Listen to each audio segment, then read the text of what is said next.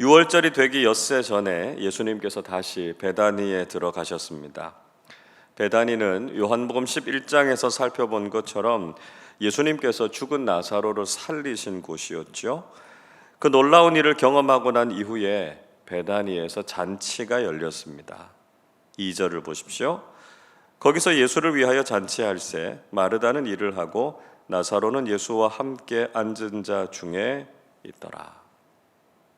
베다니, 아마도 나사로의 집에서 예수님을 위한 잔치가 열렸을 것입니다. 죽었던 나사로를 살려주신 예수님의 은혜를 생각할 때 그들은 예수님을 위해서 무엇이라도 해야 된다 이렇게 생각했습니다. 그래서 예수님을 초청하고 잔치를 하기 위해서 마르다는 일을 했고요, 나사로는 예수님과 함께 앉아 있었습니다. 이 말씀을 통해서 우리는 교회가 어떤 곳이어야 하는가 하는 것을 깨닫게 됩니다. 교회는 잔치하는 공동체가 되어야 한다는 것이죠. 교회가 잔치하는 곳이다 라고 하는 말은 신앙생활의 본질이 기쁨이어야 한다는 것입니다. 예수님께서 천국 비유를 드실 때도 큰 잔치의 비유나 혼인잔치의 비유에 자주 예를 들어서 설명하지 않으셨습니까? 즉 하나님 나라의 본질도 기쁨이고요, 그 하나님 나라의 기쁨을 맛볼 수 있는 곳이 바로 교회가 되어야 한다라고 하는 것이죠. 그래서 교회는 기쁨이 가득한 곳이 되어야 합니다. 우리가 신앙생활을 하면서도 기쁨이 없다면 그것은 신앙생활이 잘못되었다라고 하는 것을 말하고 있는 것입니다. 교회와 우리의 신앙생활은 하나님께서 주시는 기쁨이 가득해야 한다라고 하는 것이죠. 그런데 그 기쁨은 누구를 위한 것이 되어야 합니까? 오늘 본문은 예수를 위하여 잔치할새 이렇게 말씀하고 있습니다. 즉 교회의 기쁨은 주님을 위한 기쁨이 되어야 한다는 것입니다. 그저 내가 기쁘기 위해서 신앙생활하는 것이 아니라는 것이죠. 우리는 오직 예수님을 기쁘시게 하기 위해서 신앙생활을 해야 한다는 것입니다. 많은 경우에 내 기쁨을 추구하고 자기중심적인 신앙생활을 하기 때문에 우리의 신앙이 이기적인 신앙이 되기도 하고요, 기복적인 신앙이 되기도 합니다. 그러나 우리는 주님의 기쁨이 되기 위해서 신앙생활을 해야 된다는 것이죠. 우리가 하는 모든 말과 행동이 주님의 기쁨이 되어야 합니다. 주님을 기쁘시게 하는 것을 통해서 우리에게도 기쁨이 가득해야 되는 것이죠. 우리가 정말 주님의 기쁨이 되는 그리스도인들이 되어서 그 기쁨으로 충만한 믿음 생활 하실 수 있기를 바랍니다. 예수님을 위한 잔치의 클라이맥스는 마리아의 헌신이었습니다. 3절 말씀 같이 읽겠습니다. 마리아는 지극히 비싼 향유 곧 순전한 나드 한 근을 가져다가 예수의 발에 붓고 자기 머리털로 그의 발을 닦으니 향유 냄새가 집에 가득하더라. 나사로의 동생이었던 마리아는 예수님을 위해서 지극히 비싼 향유 순전한 나드 한 근을 준비했습니다. 그 값어치만 해도 가룟 유다가 계산해 준 것처럼 300데나리온이나 됐습니다. 오늘날의 가치로 환산하면 노동자의 1년치 연봉 정도 되니까요, 대략 한 5천만 원 가량 되는 아주 값비싼 것이었습니다. 마리아는 그렇게 값진 것을 예수님의 발에 다 부어드리고 자신의 머리털로 예수님의 발을 닦았습니다. 마리아가 이렇게 비싼 향유를 한꺼번에 예수님의 발에 다 부어드릴 수 있었던 이유가 무엇이었겠습니까? 그만큼 예수님의 사랑은 측량할 수 없을 정도로 크고 깊었다라고 하는 것을 의미하고 있습니다. 자신이 가지고 있는 것을 다 내어드려도 아깝지 않을 정도로 모든 것을 다 드리고 싶은 마음, 그 마음이 바로 주님을 향한 마리아의 사랑이었던 것이죠.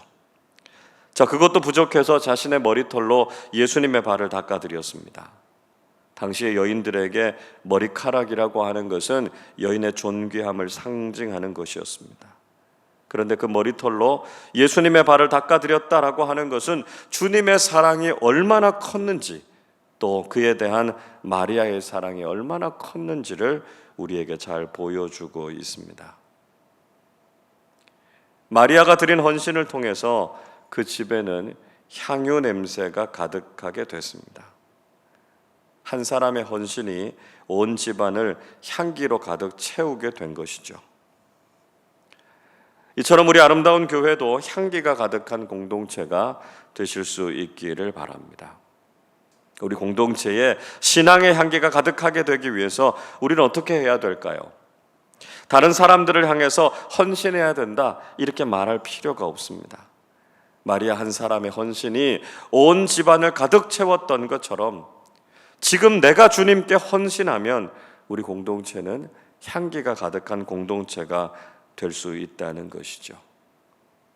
이 자리에 있는 우리 모두가 아름다운 헌신을 주님께 드려서 우리 교회가 신앙의 향기로 가득한 공동체가 되실 수 있기를 바랍니다. 자, 우리가 아름다운 헌신의 삶을 살아갈 때 모든 사람들이 다 칭찬하거나 모든 사람들이 다 좋아하는 것은 아니라는 것이죠. 마리아가 예수님께 향유를 부어드렸을 때 12제자 중에 하나였던 가룟 유다는 오히려 마리아를 책망했습니다. 5절을 보십시오. 이 향유를 어찌하여 300데나리온에 팔아 가난한 자들에게 주지 아니하였느냐. 가룟 유다는 왜 향유를 허비하느냐고, 그 금액으로 가난한 사람들을 돕는 것이 더 낫지 않았느냐고 마리아를 꾸짖었습니다. 우리가 주님과 교회를 위해서 헌신할 때 때로는 믿음의 공동체 안에서도 다 좋아하거나 다 칭찬하는 것은 아니라는 것이죠. 우리가 혹시 이런 일을 경험하게 되더라도 상처받거나 실망하지 말아야 합니다. 때로는 시기하는 마음 때문에, 때로는 다른 목적 때문에 우리의 헌신을 달가워하지 않는 사람들도 있을 수 있습니다. 그러나 우리는 사람들을 바라보거나 사람들의 평가에 의지하는 것이 아니라 오직 주님만 바라보면서 헌신해야 한다는 것이죠. 우리가 드리는 헌신에 대해서 반대하는 사람들은 사실 상당히 합리적인 이유를 가지고 나올 때가 많습니다. 유다도 그 돈을 가난한 사람들에게 쓰는 것이 더 낫지 않느냐, 이렇게 말했습니다. 그 얼핏 들어보면 유다의 말이 더 이치에 맞는 것 같다, 이런 생각이 들 수도 있죠. 사람들은 때로 세상적인 이치에 따라서 설득력 있는 이유를 가지고 교회가 하는 일에 대해서 반대하는 경우가 있습니다. 세상적인 기준으로 보면 교회가 하는 일들이 어리석게 보일 수 있고요, 합리적이지 않다, 이렇게 보일 수도 있습니다. 그러나 교회는 세상의 이치나 합리적인 생각으로 움직이는 곳이 아닙니다. 오직 교회는 주님의 말씀에 따라서 헌신하고 충성하는 공동체가 되어야 한다는 것이죠. 세상적인 관점에서 교회가 하는 일을 비판할 것이 아니라 그것이 정말 주님의 뜻과 말씀에 순종하는 것인가 하는 것을 물어야 한다는 것입니다. 교회는 세상의 방식이 아니라 말씀과 성령님에 의해서 움직이는 곳이다 라고 하는 것을 잊지 말아야 한다는 것이죠. 유다는 그럴듯한 이유를 댔지만 사실 그는 도둑이었습니다. 유다는 제자 공동체의 회계를 담당했고요, 그는 자주 공금을 횡령하는 일을 했습니다. 겉으로는 합리적이고 설득력이 있는 논리를 폈지만 정작 실상은 자신의 유익을 추구하려고 했던 사람이었습니다. 우리 주변에서도 이런 사람들을 볼 수가 있죠. 아주 이성적이고 합리적인 사람인 것 같지만 정작 하나님의 뜻보다는 자신의 유익을 추구하는 사람들이 있습니다. 우리는 정말 주님의 뜻이 무엇인가 하는 것을 깨달아야 하고요, 조금이라도 신앙생활 속에서 자신의 사익을 구하는 사람들이 되어서는 안 된다는 것이죠.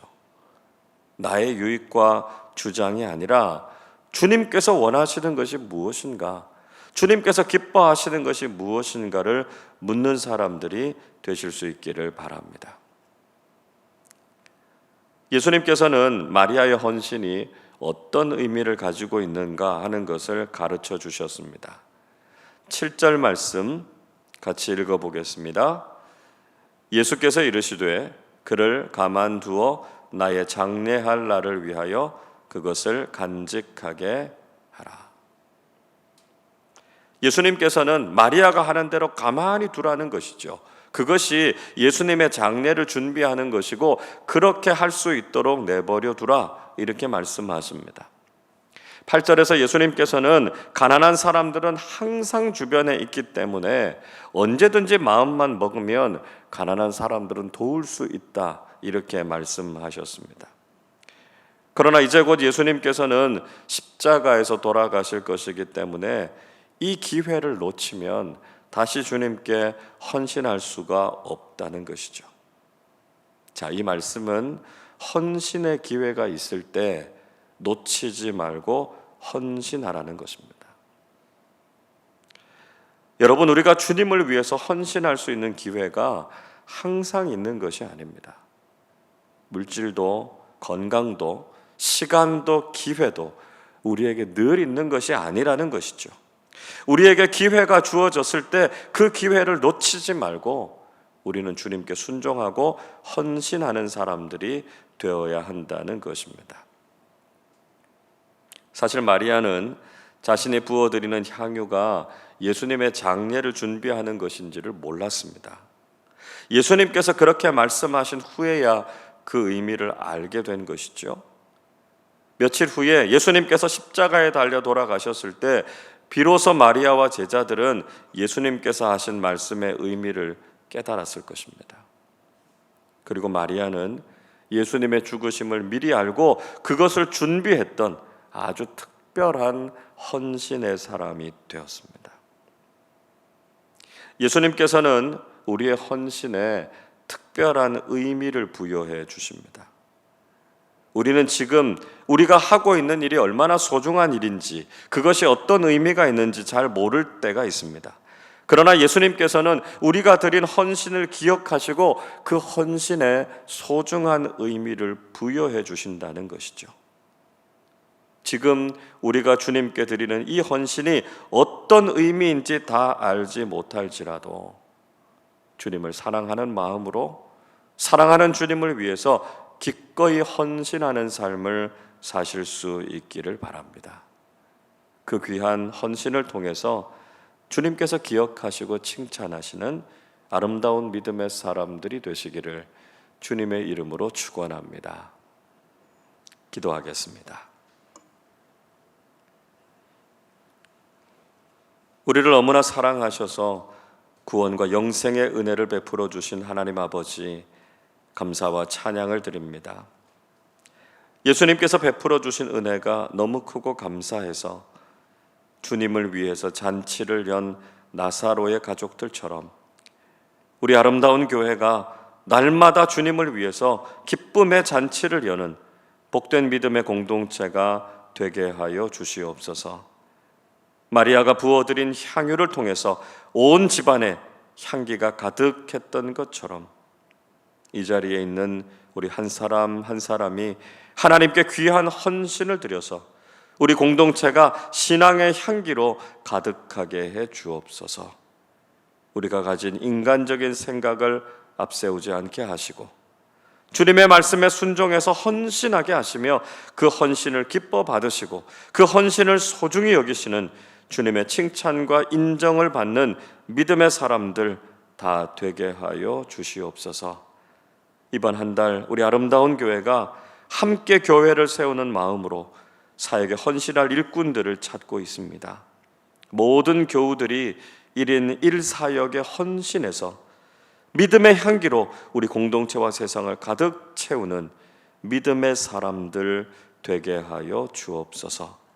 감사드리며 우리 주님 예수 그리스도의 이름으로 기도하옵나이다.